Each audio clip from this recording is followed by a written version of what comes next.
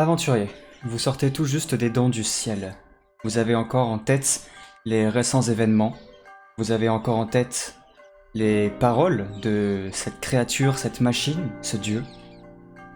Certains d'entre vous sont en meilleure forme que d'autres. Vous vous entraidez les uns les autres pour pouvoir ressortir de cette caverne, puis de cette montagne. Vous sortez, vous êtes un peu en amont. Et vous inspirez l'air pur, l'air de la montagne. Vous avez pris un long moment de pause pour vous remettre de vos blessures, vous poser, réfléchir, que faire. Et maintenant, l'après-midi est bien avancé, le soleil est haut dans le ciel. Et on va faire je propose qu'on commence les retrouvailles par un petit tour de table. Vraiment rapide, en quelques phrases. À savoir, voilà, comment est votre personnage, rapidement son état d'esprit, et éventuellement s'il y a une action que vous désirez faire, c'est le moment. On commence par Adariel. Ah, si je m'en souviens bien de la dernière session, c'est on a rencontré Dieu, d'accord, le monde. On a vu les elfes noirs. Oui. Les choses. Déjà de voir les elfes noirs, c'est rare. De voir le monde, c'est encore plus rare. Psychologiquement, c'est vide. Parce qu'il y a un peu tout qui se retourne. En plus que j'ai pris un sacré choc à cause de cette boule de feu, météorite, je sais pas quoi. Il y a le choc mental par rapport à tout ce qui vient de se passer, tout ce qu'on a sur les épaules, si je puis dire. Et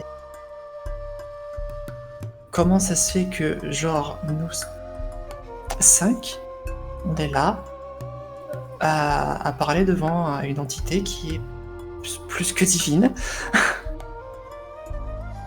Beaucoup de remises en question finalement. Voilà, c'est ça, beaucoup de remises en question. Et vu que voilà, je me suis fait défoncer au dernier combat, le one shot, la seule action que je voudrais faire, c'est de me soigner le plus possible. Alors comment est-ce que tu veux faire ça? Dis-moi précisément qu'est-ce que tu fais pour pouvoir te soigner. Je lève mon bouclier, je fonce sur les petites filles. Très bien.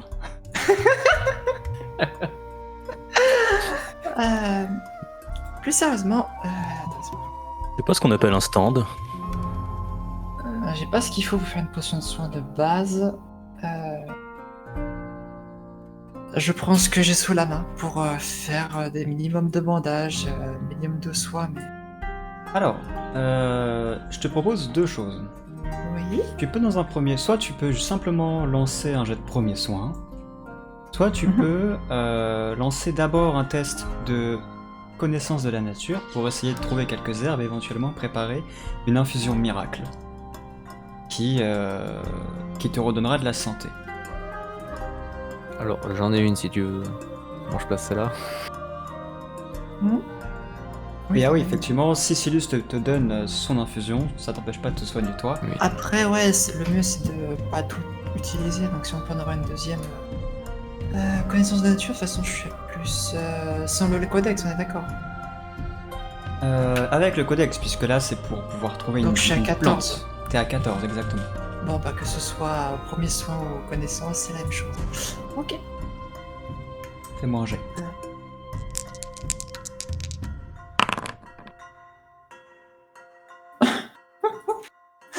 C'est pas étonnant. T'as fait 19. Donc Adariel, tu trouves pas vraiment ce qu'il te faut, vous êtes en altitude, il n'y a pas exactement les plantes dont tu as besoin pour préparer l'infusion miracle. Donc tu vas plus perdre ton temps qu'autre chose, au final tu vas pas pouvoir réunir ce qu'il te faut pour créer le breuvage nécessaire. D'accord. Diego. Pour ma part, lors de la sortie de la grotte où on était, j'avoue que j'étais assez stressé, on a pu me voir un peu transpirer, mais il faut dire que ça va beaucoup mieux. Ouais, tu sais, je suis pas le genre à réfléchir trop à ce qui se passe. On n'a pas eu une entité divine, on a vu les elfes noirs. Moi, je suis juste content d'être en vie.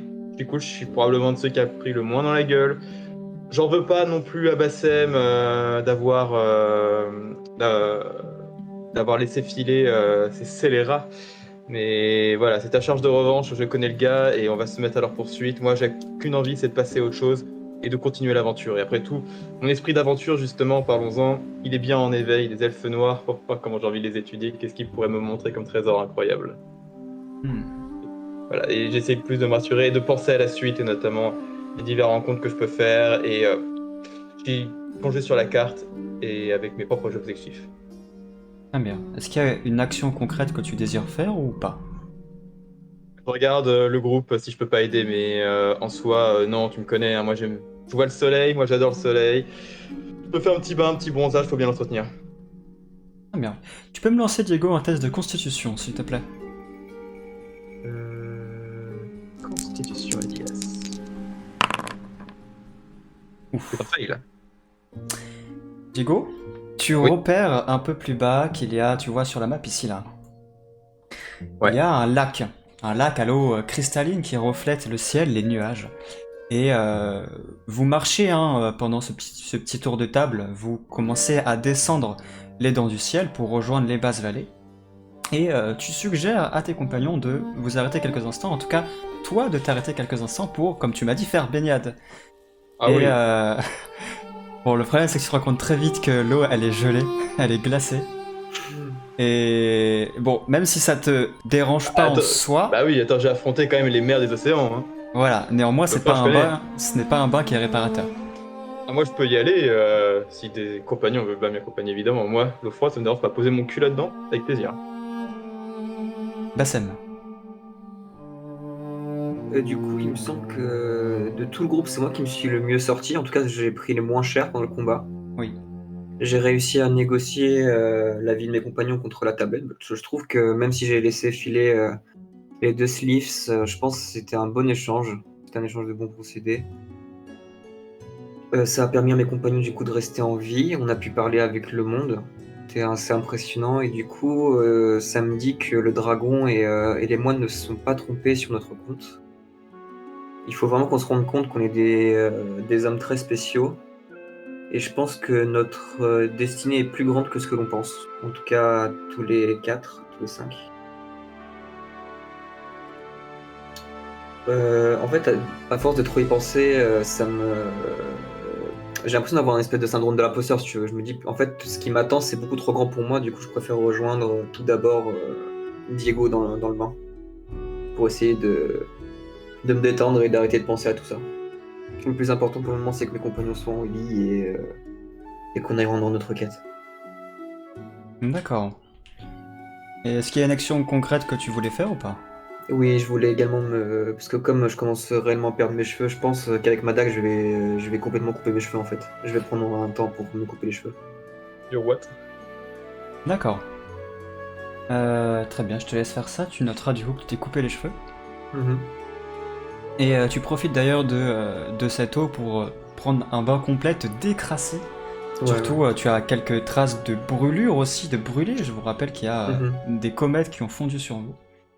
Donc tu te décrasses entièrement. Ce bain, tout comme Diego, est vivifiant et permet aussi de te remettre un peu les idées en place. Hurline. Un sentiment pas si différent des autres. Comme pour Adariel, je me souviens enfin comme pour tout le monde en fait, je me souviens parfaitement des événements. Et ça m'a marqué, ça m'a laissé une trace. Hein. Que ce soit justement les sylphes qu'on a rencontrés, ou que ce soit le monde, ou tout ce qu'on a dû traverser pour atteindre du coup le fond de tout ça. Je reste déçu de ne pas avoir pu nous faire gagner plus de temps. Choqué par la réaction d'Adariel par rapport à notre dernière rencontre. Pas forcément pour les bonnes raisons, mais toujours intrigué. C'est une multitude comme ça de souvenirs qui s'entremêlent un petit peu. J'arrive à faire le tri, mais il n'empêche que, même si je suis pas si loin de mon élément, il n'empêche que je suis comme un enfant. Il y a tellement de choses à explorer, tellement de promesses que j'ai faites. J'ai vraiment cette impression que j'ai encore beaucoup à faire, mais j'ai aussi cette impression de ne pas avoir fait de mon mieux à notre dernier affrontement. Si j'avais ne serait-ce que eu plus de talent quant à mes illusions, comment j'allais pratiquer ça sur le Sylve, peut-être qu'on aurait gagné plus de temps, peut-être que les choses seraient passées différemment, et peut-être que je n'aurais pas eu à embarquer mes coéquipiers aussi loin. Je suis pas un aventurier de base, et sans eux je serais jamais arrivé aussi loin, mais il n'empêche que ma vie je l'imaginais pas comme ça.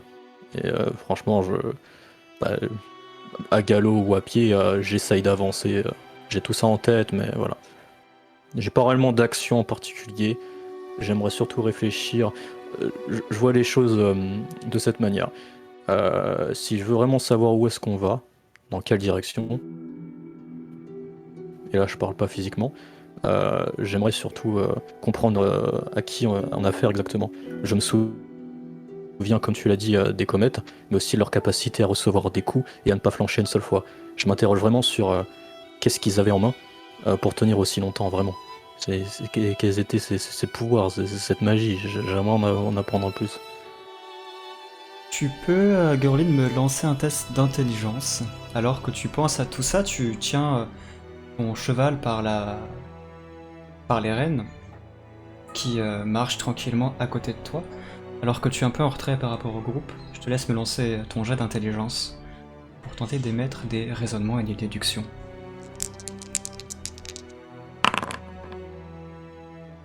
46, ça passe. C'est réussi. Gurlin, pour toi, il est évident que les deux adeptes que vous avez croisés, ils sont arrivés à un niveau de maîtrise de la psynergie qui vous dépasse grandement. Tu as pu l'observer dans la manière de lancer leurs sorts, à la vitesse avec laquelle ils ont pu effectuer leurs actions. Tu sais toi-même que si tu avais voulu créer un cataclysme de l'ampleur, de la même ampleur que ce que Zaos a produit, il t'aurait fallu beaucoup plus de temps de préparation, et tu ne l'aurais certainement pas fait aussi rapidement, de manière aussi contrôlée. En plus, tu avais lancé un sort sur lui, et ce qui t'interpelle réellement, c'est que tu te rappelles d'un détail, c'est que Zaos a commencé à lancer un sort, et en vérité c'est Dane Lane qui a poursuivi ce sort. Et ça, tu sais que toi, tu serais incapable de... Si Bassem commence à lancer un sort, déjà tu sais même pas quel sort il s'apprête à lancer, tu serais incapable de poursuivre son sort. C'est-à-dire que dès qu'elle a compris que j'étais à l'œuvre, elle m'a contré à la seconde. Mais il y a deux choses, il y a ça, il y a la réactivité, et il y a aussi le fait de pouvoir s'emparer de la psynergie d'un autre individu et d'en faire la sienne. Ok. Soit ces deux individus sont étroitement liés et connectés, que leur psynergie est vraiment soudée, soit vraiment ils ont un niveau de maîtrise tel qui fait que ils peuvent vraiment moduler le feu absolument comme ils le désirent. Ah, il serait plus doué que moi, ma bite.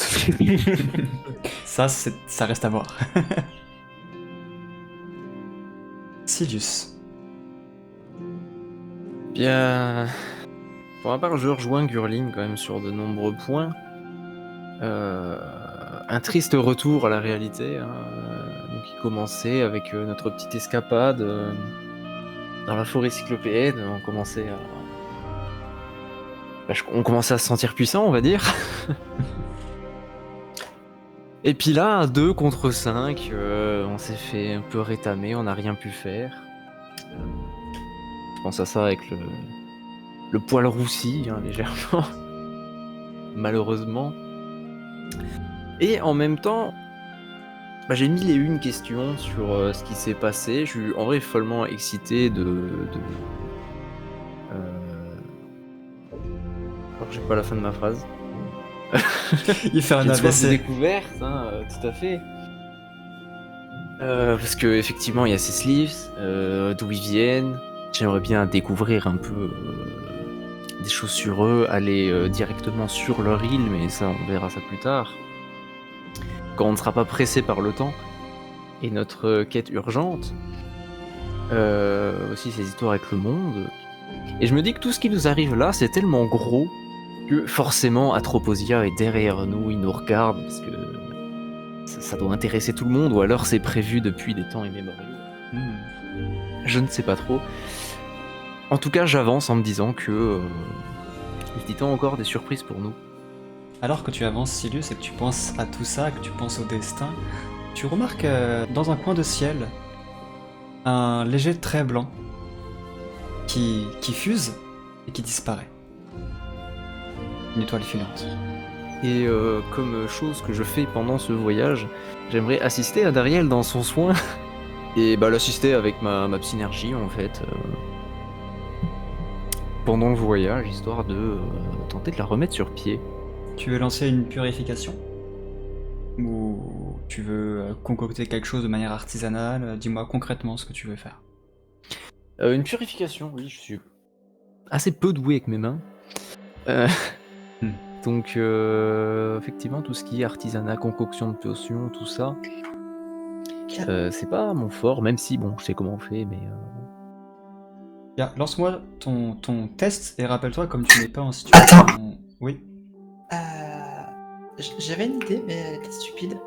Il n'y a Dis-moi. pas moyen de mélanger le vent et l'eau par une purification un peu mieux? Alors il faut que tu me dises concrètement ce que vous faites pour améliorer une purification. La purification, il va purifier un liquide, en l'occurrence de l'eau, pour lui donner des propriétés curatives. Avec le vent, à moins que tu aies une bonne idée, je vois pas comment est-ce que tu peux améliorer ses propriétés. À moins que tu aies un sort de synergie qui te permette de... Si tu rajoutes mon herbe folle, ça fait de la potion magique.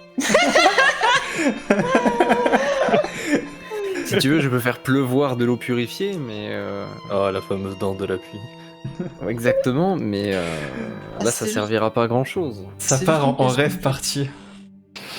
Mais bon. Non, alors, Non, c'est- ce sont des choses qui sont possibles, mais après, concrètement, il faut trouver une bonne idée, il faut avoir un plan pour que ça fonctionne. En l'occurrence, je pense que tes pouvoirs actuels ne te permettent pas de mélanger vos psys et d'arriver à un sort qui serait plus efficace. On veut se mettre au niveau des sleeves. Oui, La magie combinée. c'est ça. Oh bah tant pis, c'est pas grave. Désolé, c'est pas ça. Et donc, Silius, tu vas pas me lancer Non, le pas jet de puisque t'es pas en situation de combat, mais tu me retires un point de psy par contre. Bien sûr. Alors là, j'en ai pas du tout. Donc, tu te retires 20 points de vie. Très bien. Alors, Adariel, tu peux récupérer 30 points de santé. Merci, Sirius. Je suis là pour ça. Par contre, j'ai 69 PV, il n'y a plus personne qui me rejette. Tu restes comme ça jusqu'au boss final. C'est ça. Donc, vous continuez votre descente, votre promenade. Certains se baignent, d'autres se reposent, d'autres sont dans leurs pensées. Et vous quittez comme ça, doucement, très lentement, les dents du ciel et les basses vallées. Donc, vous faites vos petites affaires et au bout d'une semaine de voyage, vous arrivez en vue du temple. Vous arrivez en début de soirée, alors que le ciel commence à s'obscurcir. Vous arrivez donc en soirée. Le ciel s'est couvert d'un voile sombre, pailleté d'étoiles. Vous arrivez par les chutes du dragon où s'écoulent paisiblement les cascades qui dorment. Et vous êtes en vue du temple. Le temple qui est vide. Le lieu est complètement désert. Il y a quelques lucioles qui vous tournent autour, qui produisent des petites paillettes de couleurs autour de vous. Vous arrivez devant le grand pont de Racine et les statues immenses de deux esprits qui vous surplombent de plusieurs mètres de haut, les statues que Bassem avait réparées. Je vous laisse avancer un peu sur la map, et celui qui est le plus en avant, qui sera le plus en avant, me lancera un test de perception. Ok. Bah let's go, un petit test de perception.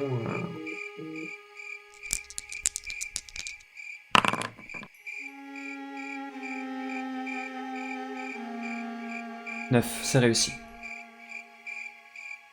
Bassem, tu remarques un peu plus loin, devant le temple, par ici,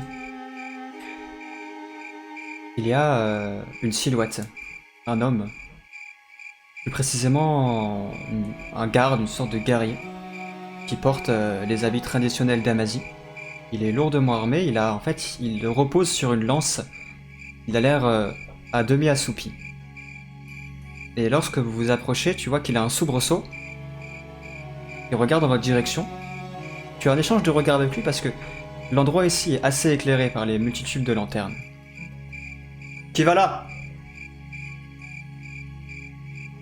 Nous venons rapporter la tablette que le moine nous a demandé. Et qui êtes-vous? Des aventuriers qui ont été appelés justement par vos moines. Oh, vous êtes les fameux aventuriers? Ceux que Uzu a envoyés? Tout à fait. Peut-être. Vous avez une preuve de ça? Il a l'air assez méfiant et sur la défensive. Je lui brandis la tablette. Tu brandis la tablette, il a une lanterne à la main qui l'approche un peu de ton visage. Tu vois que ses yeux en amande reflètent vraiment une méfiance profonde et quand il voit la tablette, ses yeux s'écarquillent. Oh. Excusez-moi, Désolé pour ma méfiance, mais depuis que le temple est attaqué, vous comprenez, on est sur nos gardes. Allons bon, l'ami. L'ami, t'inquiète pas, l'erreur est humaine.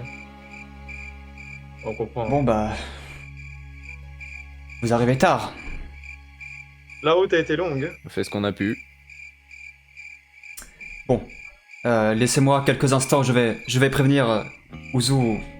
Je pense qu'il doit dormir à cette heure-là. Restez juste quelques instants, je reviens vers vous. Sûr. Non, on se casse le cul, il dort pas. Par contre, c'est pas pour dénigrer notre cher ami, mais est-ce que c'est une bonne idée de montrer un artefact magique aussi puissant à un garde? De toute façon, il est à côté. Je pense que c'est un garde du temple, il a demi-assoupi, je pense qu'il va pas me faire grand-chose. Oui. Ah, mais ça pourrait éveiller des intérêts, on va dire. Ouais, le mec, il a fait vœu de chasteté, c'est bon, il veut rien dans sa vie, le mec. Hein. Ah, tu n'en sais rien du coup. Vous vous regroupez devant le temple.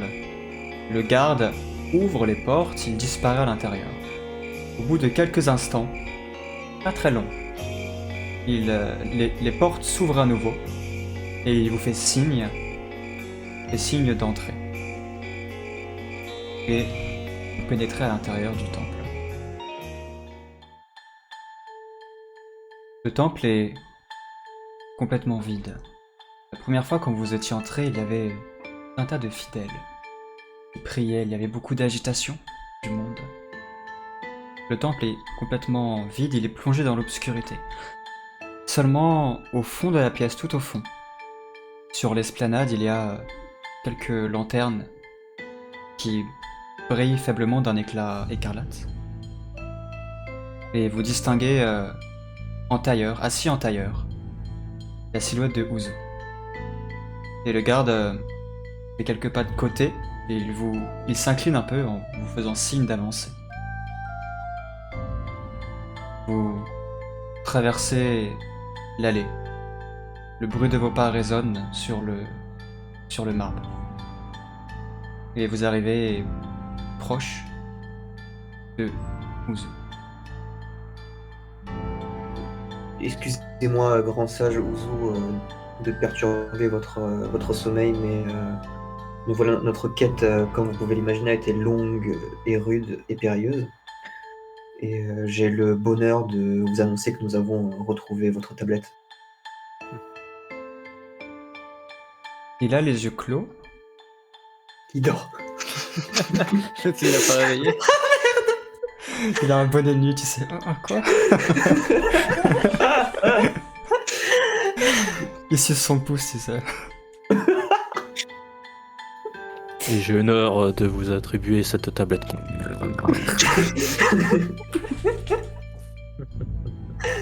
Il a les yeux clos. Et tu entends le son de sa voix qui résonne dans ton esprit. Ne vous excusez pas. Je pensais sincèrement ne pas vous revoir. Asseyez-vous tous. Asseyez-vous. Pourquoi nous avoir envoyés alors? Vous pensiez nous envoyer à la mort? J'avais bien sûr espoir que vous reveniez, mais comprenez bien, une tâche si périlleuse. Après tout, nous ne nous connaissons pas vraiment. Comment va le dragon sacré? Il y a un moment de silence assez pesant. Ah. Sa Majesté Fu Seng a été emmenée pour être exhumée hier. Les cérémonies se tiendront à Sujin, au temple du dragon comme le veut la tradition. Je suis resté ici pour vous attendre. Mes condoléances. J'imagine que la perte d'un dragon sacré, d'un dragon céleste, pardon, doit être une perte immense pour la région. Pour le peuple, je pense. C'est une perte immense. Et cela annonce de si mauvaises choses. D'aussi longtemps que je me souvienne, d'aussi longtemps que les parchemins sur l'histoire de l'Amazie peuvent remonter, jamais un dragon céleste n'a été défait par la main des hommes ou des elfes. Si aujourd'hui, un gardien se fait terrasser avec autant de facilité, qu'en est-il de demain? Et malheureusement, nous sommes porteurs de bien mauvaises nouvelles. En dehors de la tablette retrouvée, bien sûr. Que s'est-il passé là-bas? Nous avons donc gravi les dents du ciel. Nous sommes arrivés au bout du chemin. Et sur place, 2 sleeves étaient en train de réactiver l'endroit, ou je ne sais pas trop. En tout cas, ils sont partis avec suffisamment de matériel en empruntant sur place pour, si je ne dis pas de bêtises, réactiver d'autres puits d'éther. Et puis des terres, mais alors, et le pouvoir, alors,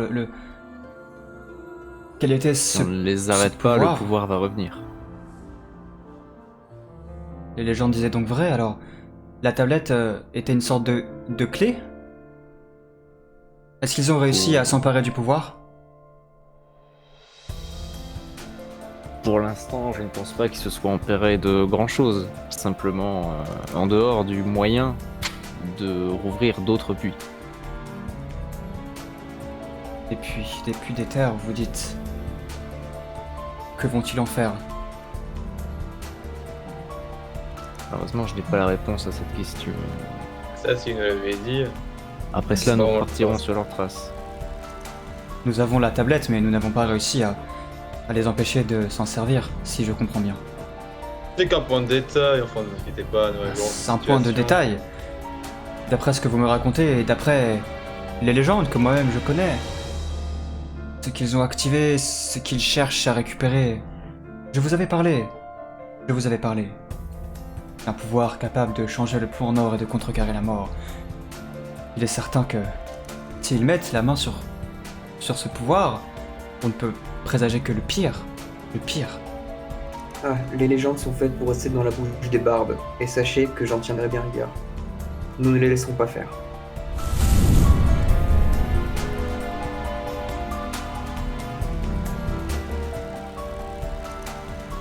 Vous avez tellement fait déjà. Tout ceci me dépasse. J'ai beau être le grand sage d'Ao Tao, ma famille a beau garder cet endroit et préserver les traditions depuis des siècles. Qu'est-ce que je peux faire? Rien du tout. Avec tout mon respect, je pense qu'il faudrait surtout renforcer la garde parce qu'un poivreau qui dort à moitié sur sa lance ne vous aidera pas à protéger le temple. Ne vous moquez pas. Ce n'est pas un poivreau, c'est un garde d'élite. Et comprenez que nos effectifs sont réduits et que l'ordre est un peu chamboulé et perturbé actuellement. Les communications et les liaisons avec Sujin se font difficilement ces temps-ci. Oui, et puis sans dragon céleste et sans la tablette, il n'y a plus grand chose à garder non plus. J'allais y venir. Les ravisseurs ont pris la tablette, vous l'avez rapportée, mais ils ont pris de nombreuses autres richesses. Vous n'avez rien pu récupérer? L'arbre élémentaire que t'as récupéré. Ouais, je peux lui montrer l'orbe élémentaire qu'on a pu faire. Qu'est-ce que c'est que ça? Oh, vous savez, si je le savais, je ne vous le montrerais pas. Je pensais que vous auriez peut-être un peu plus de réponses à nous apporter. On a trouvé ça au dents du ciel. Vous l'avez trouvé, vous... où exactement? Enfin, cet objet, il a l'air tout droit sorti d'un autre monde. Ce qu'on a vu au-delà de la cascade, oui, on avait l'impression qu'on était dans un autre monde. Il y avait des espèces de machines anciennes, une technologie qu'on dirait oubliée en fait. Tu peux dire carrément qu'on est tombé face au monde. Oui. Ce sera Et Plus c'est que- sûr, ils en avaient besoin, les slips. Plus que, Mais plus que des mécanismes, nous avons rencontré pas mal de sculptures et de peintures, de fresques qui représentaient un peuple. De nombreux écrits, de nombreux dessins étaient inscrits sur beaucoup de piliers, beaucoup de murs. Mais aucun de nous ici présents n'était capable de les déchiffrer. Nous sommes venus à vous en vous délivrant la tablette, mais nous espérions avoir des réponses quant aux ravisseurs. Ou ne serait-ce que des réponses en ce qui concerne les dessins qui s'y trouvaient. J'ai eu quelques entretiens avec Sa Majesté Fuseng de son vivant. Il a toujours dit que la relique, c'est comme ça qu'il l'appelait, la relique du temple, était un héritage où Kilcia n'avait pas du tout le même visage d'une époque, juste à l'aube des civilisations. Je l'écoutais un peu comme un enfant peut écouter les histoires de ses parents le soir. Bien que j'ai eu toujours un profond respect pour Fuseng, j'ai toujours considéré ces histoires comme des contes. Mais avec ce que vous me dites, il se pourrait que ce ne soit pas juste des contes et peut-être que l'endroit que vous avez découvert, cet objet, cette orbe, tout ceci pourrait être l'héritage des premiers êtres qui fondèrent Kilcia. Croyez-moi, au vu des découvertes que nous avons faites, des rencontres, l'heure n'est plus aux légendes ou aux contes de fées. Tout ça est bien réel. Avant notre arrivée, vous disiez ne pas connaître grand-chose de nous, mais vous étiez persuadés que nous étions les hommes et femmes de la situation, n'est-ce pas? Dans ce cas, vous devriez savoir que ce n'est pas vraiment le moment de rester assis à réfléchir. Nous voulons des réponses, tout comme vous. Et vous voulez nous aider, pas vrai? Je vous ai envoyé parce que, comprenez, je n'ai jamais vu 5 adeptes réunis dans toute ma vie. Les adeptes sont tellement rares de nos jours. Je ne sais pas comment vous aider. Vous êtes lancé dans une tâche qui nous dépasse tous, j'ai l'impression, mais peut-être que si vous poursuivez votre route, vers l'Andorre, cherchez les sanctuaires du dragon. Certes, les dragons célestes sont particuliers à la magie, mais d'anciennes légendes disent que ils se sont répandus aux 4 coins de Kilcia, où ils habitent un endroit. On dit qu'ils sommeillent dans des sources. Les dragons célestes sont imprégnés de sagesse, de savoir. Si vous en croisez, certainement qu'ils auront des réponses à vous apporter. Certainement qu'ils pourront vous guider. Et pour les Silus? Pour moi, ce n'est que des légendes. Je n'ai jamais vu, jamais entendu parler d'elfes à la peau sombre. Bon, je Nous pense l'avons que- vu. il semble bien réel pourtant. Croire à des choses, c'est pas votre boulot. Leur puissante synergie également. Je pourrais pas faire grand chose, mais. Et il tend le bras, et il détache en fait, il a plusieurs ornements sur lui. Et il a un bracelet qui fait plusieurs tours, plusieurs anneaux, et ce bracelet est serti de perles rouges. Il retire son bracelet, il le tient dans ses 2 mains, dans le creux de ses paumes, mais il le tend vers la première personne qui se présente à lui. Et il vous dit: j'ai cet artefact. Depuis toujours, il appartient à ma famille. Il est réservé aux grands sages du temple. C'est un artefact qui est très précieux et qui, je pense, vous sera bien plus utile à vous qu'à moi, étant donné les circonstances et étant donné la tâche dans laquelle vous vous lancez. Vous voyez ces petites perles? Il a un sourire tendres, comme s'ils se rappelaient de tendres souvenirs. Ce ne sont pas de simples perles qu'on pourrait trouver sur les plages. En vérité, ce sont des écailles de dragons célestes qui ont été polies. Et, croyez-le ou non, chacune de ces perles est imprégnée de l'essence d'un dragon céleste, de son savoir, de sa sagesse. Apprenez à l'écouter et il vous répondra. Je vous en fais cadeau. Nous vous remercions pour ce fabuleux trésor. Ça prendront franchement, soin. ce que vous avez donné, c'est- Ouais. Ah, celui-là, faut pas le perdre, les gars. Qui est-ce qui le Ouais. prend? J'irai le vendre, il y a mon appli Vinted.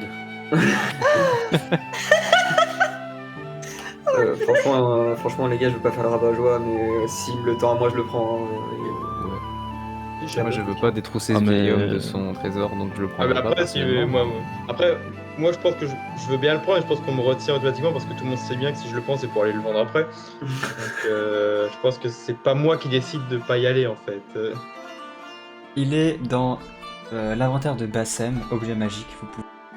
Donc, tu as ça dans ton inventaire. Tu peux te l'ajouter aussi sur ta fiche si tu le souhaites. Mhm. Ouzou vous donne ceci.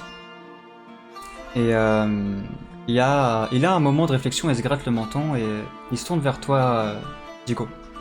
Ah. Oh, au fait, Diego, c'est bien ça? Oui, c'est exact. Il y a un homme qui est venu au temple On l'a loupé.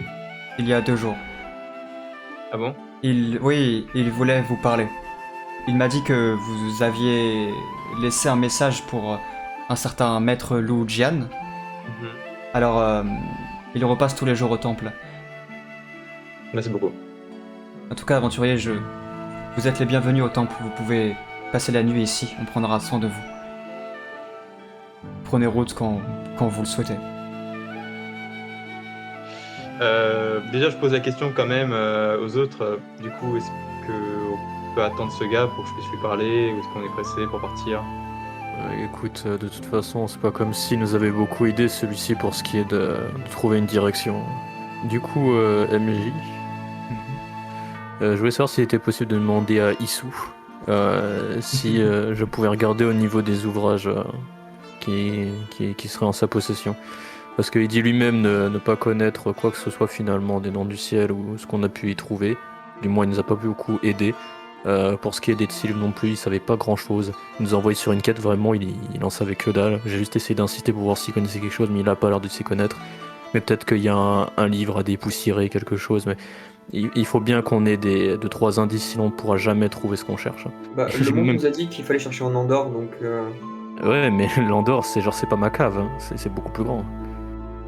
Cher mage, il n'y a pas d'ouvrage ici qui pourrait vous aider. Néanmoins, si vous cherchez une source de savoir et de connaissances, rendez-vous à la citadelle d'Elarkraï, dans la forêt des Sylphs, dans la forêt des Sylphs, dans la Oh, le forêt spoil. des, dans la forêt des Sylphs. pardon. m'y connais pas. Il retire son masque. Oh merde, je suis démasqué. Tu bluffes, Martoni. Il retire le masque Mais- et c'est Cinder en dessous. La cité des elfes est interdite aux étrangers, non? Mais Adariel n'est pas étrangère. Non. Il me semble Ouais. que vous avez une elfe avec vous et après tout, vous n'êtes pas de simples étrangers, vous êtes des adeptes, n'est-ce pas? Ah oui, alors pour lui, tous les elfes, c'est les mêmes quoi. Chacun son racisme. Balance ton racisme. C'est vrai. Rendez-vous à Elarkraï. On dit qu'il y a la plus grande bibliothèque du monde où tous les ouvrages, depuis l'invention même de l'écriture, se trouvent dans la bibliothèque d'Elarkraï. Adariel peut en attester. Ça invite pas les copains. Non, mais Bah tu ouais, demandes à bah boucher les vous gardez oreilles, vos c'est secrets pas dans vos forêts de merde. Bah ouais, avec vos grandes oreilles. Bah ouais. Vas-y, déjà que ça garde l'herbe, maintenant aussi les livres. Eh bien, je peux les foudroyer, s'il te plaît? T'as un bonus de plus 20 si tu le fais. Non. Pas devant Issou, il va croire qu'on est quel genre de team là. Vous passez la nuit. Vous passez une bonne nuit de sommeil au temple. et vous vous réveillez au petit matin. On peut avoir le coq MJ.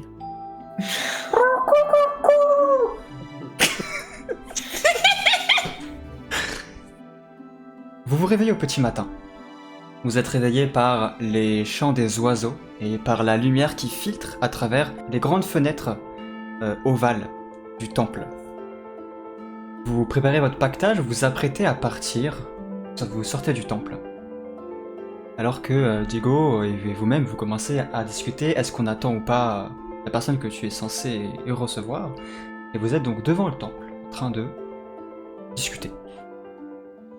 Vous êtes en train de sortir du temple. Adariel, Diego et Sidus sont restés un peu en retrait en train de discuter sur qu'est-ce qu'ils doivent faire. Est-ce qu'ils attendent ou pas celui qui était censé retrouver Diego. Bassem et Gurlin, vous êtes un peu en avant. Vous avez pris les devants. Bassem, tu contemples ton travail. Tu contemples ces statues qui sont complètement décapées et refaites à neuf.